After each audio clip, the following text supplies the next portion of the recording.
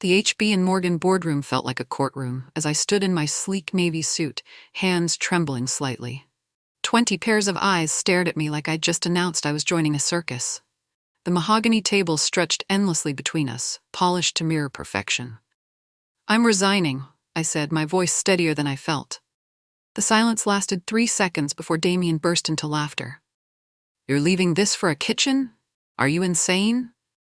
His voice echoed off the glass walls, making other colleagues snicker. My boss, Mr. Cade, leaned back in his leather chair with a smirk that made my stomach twist. "You're walking away from a $280,000 salary to play chef? You'll come crawling back within 6 months." The room erupted in whispers. "Midlife crisis," someone muttered. "She's lost her mind," another added. I felt my cheeks burn, but I forced my chin up. Every fiber of my being wanted to run, to take back my words, to sit down and pretend this never happened. But then I thought of my grandmother's hands covered in flour, teaching me to knead dough with love. I swallowed my anger and forced a smile. "Watch me."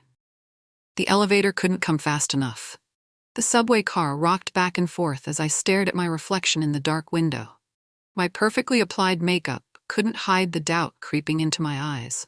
The fluorescent lights flickered overhead, casting shadows that made me look older, more tired. I replayed the boardroom scene over and over. Cade's cruel smirk, Damien's mocking laughter, the way they looked at me like I was some naive child throwing a tantrum.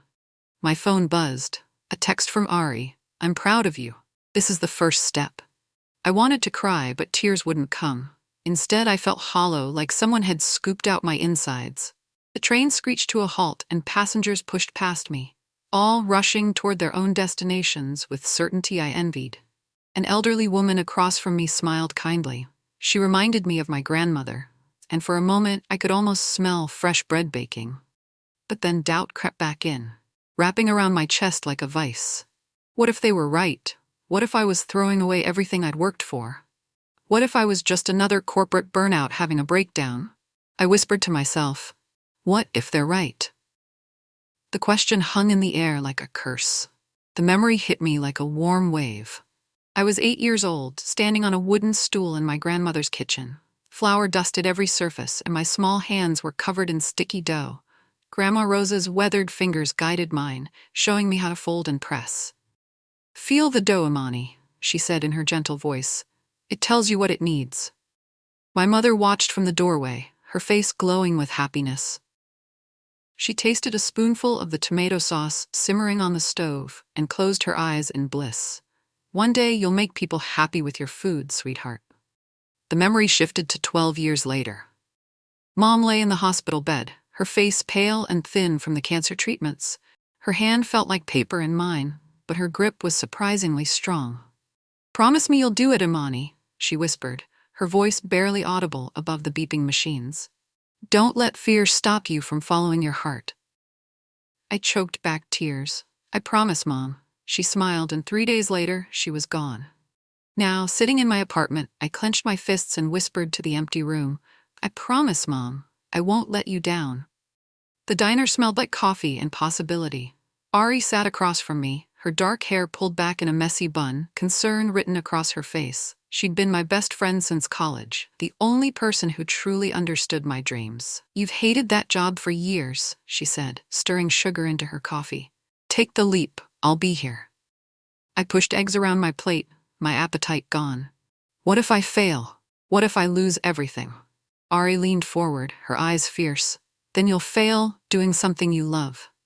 "Imani, I've watched you light up every time you cook. You're miserable in that office." She was right. Every morning felt like putting on a costume, playing a role that didn't fit. The spreadsheets and presentations drained my soul, but cooking brought me alive.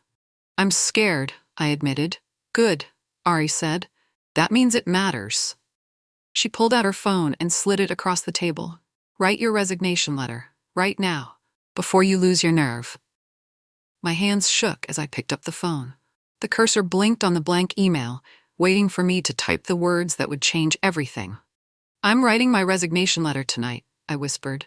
The restaurant was too fancy, all crystal glasses and white tablecloths. Ari had insisted on this farewell dinner with my old team, but I regretted it immediately. They sat around the table like vultures, picking at their expensive meals while dissecting my decision. "She's having a midlife crisis," Damien said loudly enough for me to hear. He cut into his steak with theatrical precision. "Give her 6 months before she begs to come back." Amanda nodded, swirling her wine. "I mean, who gives up a corner office for a kitchen? It's just not practical." I smiled politely while gripping my wine glass so hard my knuckles turned white. The crystal felt fragile in my hands, like it might shatter at any moment. Just like my patience. Cade raised his glass in a mock toast. "To Imani's adventure in the food service industry. May she learn the value of what she's leaving behind." Their laughter felt like ice water in my veins. I wanted to scream, to throw my wine in their smug faces, to tell them exactly what I thought of their soul-crushing corporate world. Instead, I leaned toward Cade and said quietly, "I'll make it, you'll see." His smile faltered, just for a second. The elevator in the HB and Morgan building felt smaller than usual as I wrote it down for the last time. My cardboard box of personal items sat heavy in my arms, a coffee mug, a small plant, a photo of my parents. 15 years of my life reduced to a few meaningless objects. Cade had appeared just as I was packing, his presence filling the doorway like a dark cloud. "Don't say I didn't warn you when you're broke," he said, his voice dripping with fake concern. Other colleagues watched from their cubicles, some with pity, others with barely concealed satisfaction. They whispered behind their hands, already crafting the story of my downfall. The elevator descended slowly, each floor marking another step away from safety and toward the unknown. My reflection stared back at me from the polished steel doors, tired, scared, but determined. Floor 10, Floor 5, Floor 2. The lobby opened before me, all marble and glass, suddenly feeling like a museum of my former life. The security guard nodded as I walked past, my heels clicking against the floor. As the elevator doors closed behind me, I whispered to myself, "Goodbye, prison." The words tasted like freedom. The restaurant space looked even smaller than I remembered. Cracked linoleum floors, flickering fluorescent lights, and the lingering smell of the previous tenant's failed dreams. But it was mine. I'd spent my entire savings on the lease, equipment, and permits. My hands trembled as I unlocked the door at 6 a.m., ready for my first day as a real chef. The morning prep took forever.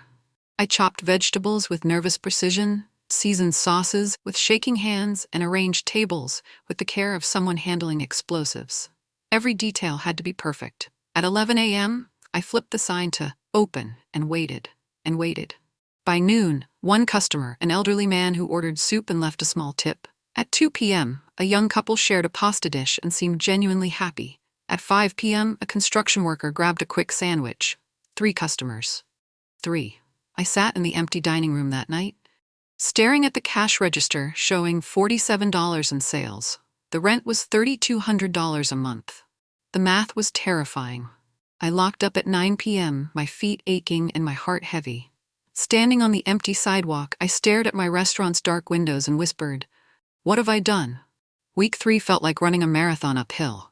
I woke up at 4 a.m., worked until 10 p.m., and collapsed into bed only to start again the next day. My hands were covered in cuts from prep work, my back ached from standing, and I'd lost 10 pounds from barely eating. The lunch rush brought maybe 8 customers. The dinner crowd was even smaller. I was alone in the kitchen, frantically trying to flip a burger when the pan slipped. The searing metal caught my palm, and I screamed, dropping everything. Pain shot up my arm as I ran cold water over the burn. That's when I broke.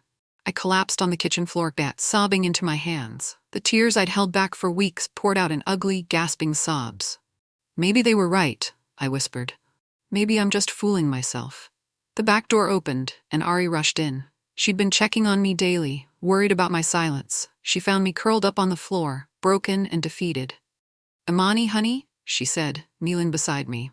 "No, they weren't right. You're not failing. You're learning." She held me while I cried, her presence the only thing keeping me from completely falling apart. "Keep going," she whispered. "Please, keep going." That night, I dreamed of my mother. She stood in our old kitchen, younger and healthy, her smile bright as sunshine. The room smelled like fresh bread and herbs, exactly how I remembered it. "You're closer than you think," she said, her voice warm with love. "Don't stop now, sweetheart." In the dream, she handed me a wooden spoon worn smooth by years of use. "This is how love tastes," she said. "Put it in your food." I woke up at 3 a.m. with tears on my cheeks, but something had changed. The despair was gone, replaced by a fierce determination I hadn't felt in weeks. I grabbed my recipe book, the one filled with my grandmother's and mother's handwritten notes, and spread it across my kitchen table. Pages yellowed with age revealed secrets I'd forgotten. The exact amount of oregano in Rosa's sauce, the way Mom folded her ravioli, the love letter written in every ingredient. I'd been trying to cook like other restaurants, following trends and playing it safe. But my family's recipes weren't safe. They were bold, authentic, filled with stories and soul. By dawn, I had a new menu planned. Not trendy, not safe, just real. The small food blogger looked unremarkable. Messy hair, wrinkled shirt, camera hanging around her neck. She ordered my grandmother's Sunday gravy with homemade pasta, apologizing for the weird photos she kept taking. I watched from the kitchen as she took her first bite. Her eyes closed, and she made a small sound of pleasure. She ate every bite, then ordered dessert, my mother's lemon ricotta cake. "This is incredible," she said when paying. "It tastes like home." 3 days later, her blog post went live. Hidden gem. Imani's kitchen serves love on a plate. She wrote about the passion in every dish, the way the food told stories, how it reminded her of her own grandmother's cooking. That weekend, there was a line outside my door. Not huge, but real. 25 customers on Saturday, 32 on Sunday. People took photos of their food, posted reviews, brought friends. I stood in my kitchen, watching the dining room fill with laughter and conversation, and smiled for the first time in weeks. The cash register showed $340 for the day. Not enough to pay the bills, but enough to keep hope alive. "Don't celebrate yet," I whispered to myself, but my heart was already soaring. The sound of rushing water at 5 a.m. was not what I expected to hear. I ran to the kitchen to find a lake spreading across the floor. A pipe had burst behind the dishwasher, sending water everywhere. I waded through the flood, trying to find the shutoff valve, while precious minutes ticked away. By the time I stopped the water, the damage was devastating. The electrical system was fried, the flooring warped, and the walls were soaked. The plumber's estimate made my stomach drop. $8,000 for repairs. The electrician wanted another $3,000. Insurance would cover some, but not all. I sat in my ruined kitchen, staring at my bank account balance, $247. The rent was due in 2 days. The suppliers needed payment. My dream was drowning in more than just water. That night, I called every friend, every family member, begging for loans. Most couldn't help. A few offered small amounts, but it wasn't enough.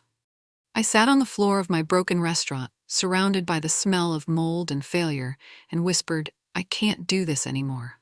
The walls seemed to close in around me, and for the first time, I truly understood what it meant to lose everything.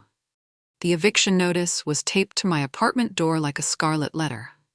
3 months behind on rent, and my landlord had run out of patience. I had 48 hours to pack my life into boxes. The restaurant was closed for repairs I couldn't afford. My credit cards were maxed out. My savings were gone.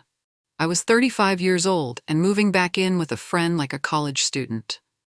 Ari found me crying over a suitcase, trying to fold 15 years of adult life into portable pieces.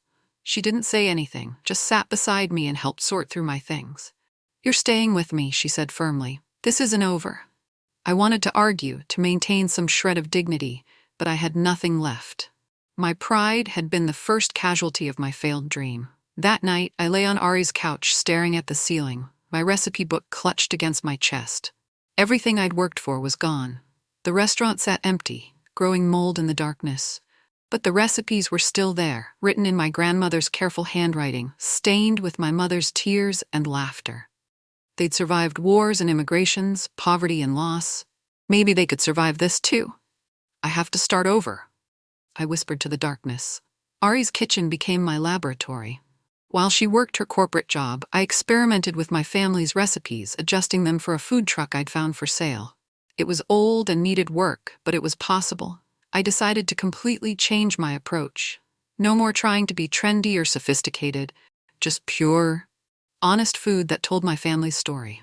I spent hours perfecting my grandmother's arancini, rolling rice balls filled with cheese and memories. My mother's chicken parmigiana, crispy and golden, exactly as she'd made it for Sunday dinners. The lemon ricotta cake that had made the food blogger cry. Each dish was a love letter to the women who'd shaped me, who'd taught me that food was more than sustenance. It was connection, comfort, home. A local farmer's market agreed to let me have a weekend stall. I invested my last $400 in ingredients and hope. As I stirred a pot of sauce at 2 a.m., the smell filling Ari's kitchen with warmth and possibility, I whispered to the bubbling pot, "This is for you, Mom." The sauce seemed to respond, thickening perfectly, the flavors melding into something that tasted like love itself. The farmer's market was bustling with Saturday morning energy. My small stall looked humble next to the colorful produce stands, but the smells drawing people over were intoxicating.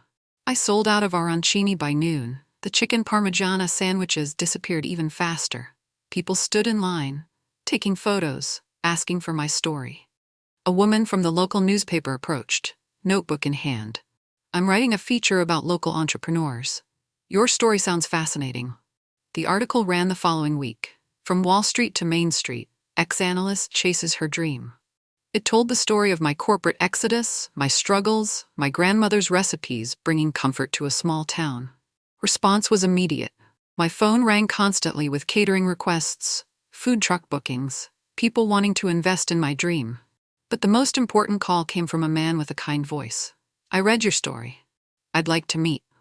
Damian Thompson introduced himself as a restaurant investor. He'd lost his own mother recently and connected with my story about cooking with love and memory. "I don't just invest in restaurants," he said over coffee. "I invest in people, and you, Imani, are exactly the kind of person I want to support."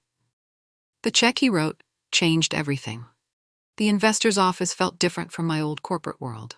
Warm wood, family photos, the smell of fresh coffee. Damian Thompson sat across from me, his eyes kind but calculating. "I've eaten at your food truck 3 times this week," he said, smiling. "My wife sent me specifically to try your lemon cake, said it reminded her of her Italian grandmother." My heart pounded as he opened a leather folder. Numbers and projections filled the pages, but the bottom line made me dizzy. $150,000 investment for 30% equity. "I don't just want to fund a restaurant," he continued. "I want to help you build something lasting. Your story, your food, your passion. That's what people are hungry for." He slid a contract across the desk.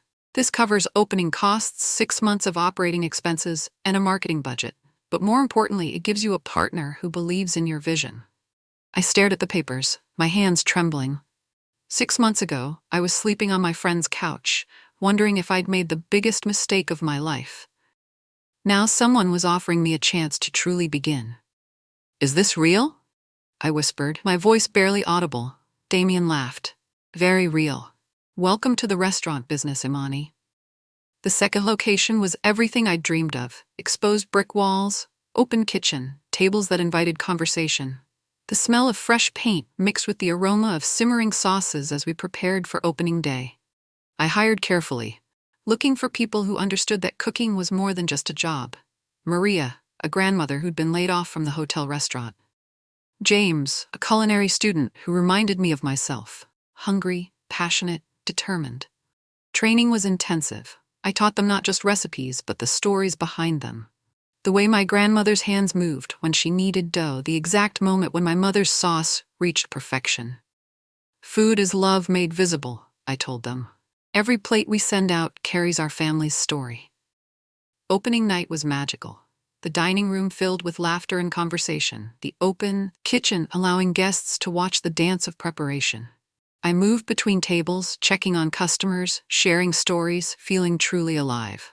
At closing time, Ari appeared with a bottle of champagne and a huge grin. "Imani, look at this," she said, showing me the books. "We're finally profitable." I stared at the numbers, hardly believing them. After months of struggle, we'd finally turned the corner. Building the team felt like creating a family. Each hire was carefully considered, each person chosen not just for skill, but for heart. I remembered how it felt to be dismissed and overlooked, so I sought out people who'd been underestimated. Carlos, a line cook who'd been passed over for promotion for years. Lisa, a server who'd been told she was too old for fine dining, Michael, a dishwasher who dreamed of becoming a chef. I mentored them personally, sharing not just cooking techniques, but business knowledge, how to read food costs, understand customer feedback, build confidence in the kitchen. You're not just employees, I told them during our weekly meetings. You're partners in this dream. The results showed immediately. Service improved, food quality soared, and customer satisfaction reached levels I'd never experienced. More importantly, my staff was happy, engaged, excited to come to work. 3 months later, Ari found me in the office, grinning from ear to ear. "Imani, you need to see this," she said, sliding a financial report across my desk. The bottom line made me gasp: $1.2 million in annual revenue. We'd crossed the $1 million mark faster than anyone had predicted. I buried my face in my hands and cried happy tears. The email sat in my inbox like a dream I was afraid to open. The subject line read, "Inquiry from Gordon Ramsay Productions." My hands shook as I clicked it open. Gordon Ramsay's team had heard about my story and wanted to feature me in a segment about America's most inspiring rising chefs. They wanted to film at my restaurant, interview me about my journey from Wall Street to the kitchen. I read the email 3 times before it sunk in. Gordon Ramsay. The Gordon Ramsay wanted to showcase my restaurant on national television. I called Ari immediately, barely able to speak through my excitement and terror. "This is it," she said. "This is your moment." The filming day was surreal. Cameras followed me through food prep, captured me cooking my grandmother's signature dishes, recorded my staff sharing stories about working together. Gordon himself was surprisingly warm, asking thoughtful questions about my recipes and my journey. When the cameras stopped rolling, he pulled me aside. "Your food has soul," he said simply. "That's rarer than you think." That night, I stood in my empty restaurant, looking at the family photos on the walls and whispered, "Mom, we did it. We actually did it." I could almost hear her proud voice in response. The Gordon Ramsay segment aired on a Tuesday night, and my world exploded. The phone rang constantly. Media requests, customer reservations, investors wanting to meet. The feature had reached 12 million viewers. By Thursday, there were lines around the block. Food bloggers, restaurant critics, celebrities, and regular people all wanted to taste the food that had made Gordon Ramsay smile. My staff worked frantically to keep up with demand. We hired temporary help, extended hours, and still couldn't seat everyone who wanted to eat with us. The local news picked up the story. Then regional networks, then national morning shows were calling. Imani's Kitchen, the little restaurant that could, became a viral sensation. Social media exploded with photos of my dishes, videos of customers crying over my mother's lemon cake, stories of how my food reminded people of their own families. I felt overwhelmed, but grateful. Every interview, every photo, every moment of fame was building something bigger than just a restaurant. Ari found me in the office one evening, surrounded by contracts and opportunities. "Investors want to talk franchising," she said, her eyes bright with excitement. The number they mentioned made me dizzy with possibility. The franchise expansion happened faster than I'd ever imagined. Within 18 months, Imani's Kitchen locations opened in 12 cities. Each one maintained the same warm atmosphere, the same commitment to quality, the same family recipes that started it all. I insisted on training every head chef personally, sharing not just techniques but the stories behind each dish. Quality control was non-negotiable. Every location had to feel like home. The business grew beyond restaurants. We launched a line of sauces and seasonings, published a cookbook filled with family recipes and stories, created an online cooking school. But the most satisfying part was the impact on communities. Each location hired locally, sourced from nearby farms, became a gathering place for families and friends. The financial success was staggering. Revenue hit $45 million in year 2, $78 million in year 3. The company's valuation soared as investors recognized the power of authentic, emotional dining experiences. One evening, Ari and I sat in the original location, long after closing time. She pulled out a folder with the latest financial reports. "Imani," she said, her voice filled with awe, "your company's valued at $120 million. I stared at the number, remembering the woman who'd left her corporate job with nothing but dreams and recipes. The invitation to the HB and Morgan annual dinner felt like a message from another lifetime. Ari had convinced me to attend, saying it would be therapeutic to face my past with my head held high. The ballroom was exactly as I remembered. Crystal chandeliers, perfectly dressed servers, the suffocating smell of corporate success. I wore a simple black dress, my grandmother's pearl necklace, and confidence earned through struggle. The reaction when I entered was immediate. Conversations stopped, heads turned. The woman they'd once mocked as crazy was now a household name, a business leader featured in Forbes and Fortune. Damien saw me first, his face going pale. Amanda dropped her wine glass. Cade's confident smile faltered as he recognized me. I moved through the crowd gracefully, accepting congratulations from people who'd never bothered to learn my name when I worked there. The irony wasn't lost on me. Cade approached eventually, his usual arrogance replaced by nervous energy. Imani, wow, congratulations on your success. Quite a journey. He paused, then added with forced casualness, we should talk. Maybe I can help manage your expansion. I have experience with rapid growth companies. The request hung in the air like a bad smell. I looked at Cade for a long moment, remembering his cruel words, his mocking smile, his absolute certainty that I would fail. The ballroom buzzed with conversation, but our corner felt isolated, suspended in time. You want to help me? I asked, my voice calm and clear. Well, yes, he said, his confidence returning slightly. I have the corporate experience, the connections. I could really add value to your organization. Other former colleagues had gathered around, sensing drama. Damien nodded eagerly. Amanda smiled hopefully. They all wanted a piece of my success now. I smiled politely, the same smile I'd worn when they'd humiliated me in the boardroom. That's very kind of you to offer. Cade's face brightened, mistaking my politeness for interest. But I only hire people who believed in me when no one else did, I continued. People who saw potential instead of problems. People who supported dreams instead of crushing them. The silence that followed was deafening. Cade's face turned bright red. Damien stared at his shoes. Amanda's mouth fell open. I wish you all the best, I said, turning to leave. But you'll have to find your own way to success. The emails started arriving the next morning. My assistant printed them out and placed them on my desk like evidence of a crime. 12 messages from former HB and Morgan colleagues, all with the same desperate theme. Imani, I always believed in your vision. I'd love to discuss opportunities at Imani's kitchen. I have skills that could really benefit your growing company. Each message was more pathetic than the last, filled with revisionist history about how they'd always supported my dreams.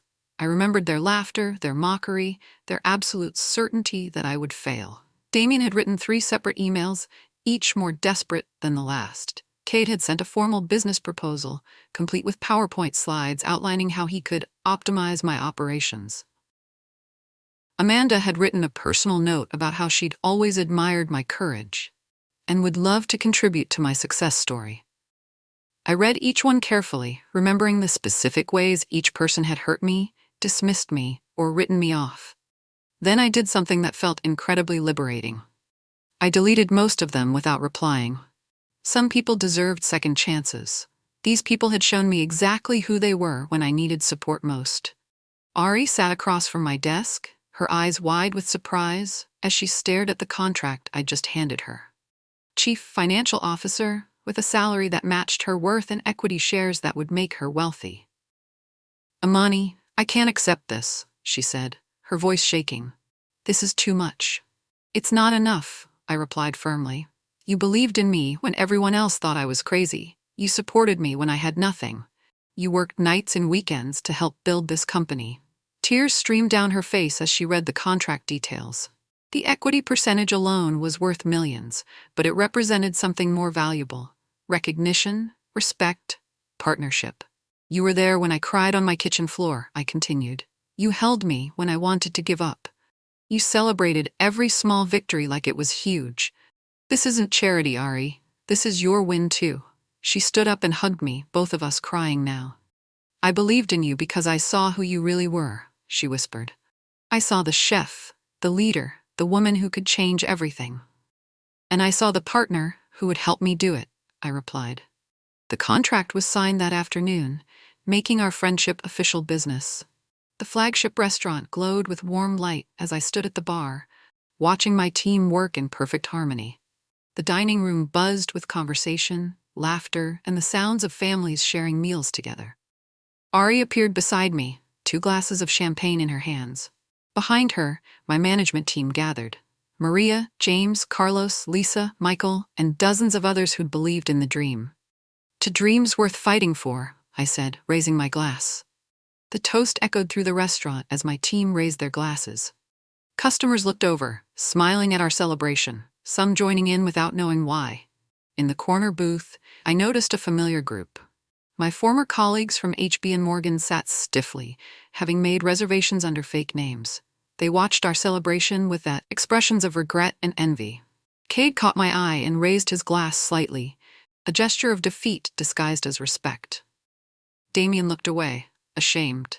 Amanda stared at her plate, probably calculating how much money she'd lost by not supporting me. But I didn't feel anger or satisfaction. I felt free.